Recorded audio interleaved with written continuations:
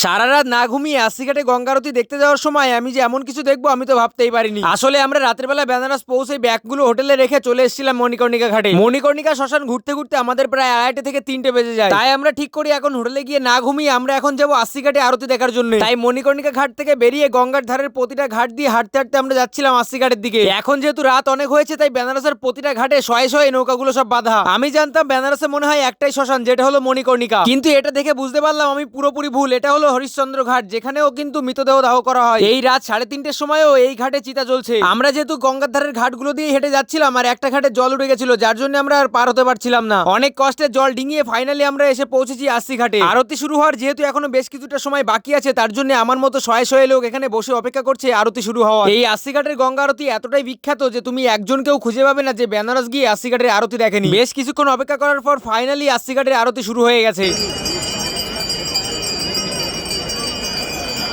আমি যখন এসেছিলাম তখন এই সামনেটাই কিন্তু তেমন একটা ভিড় ছিল না, আর এখন দেখো হাজার হাজারে লোক দাঁড়িয়ে আরতি দেখছে।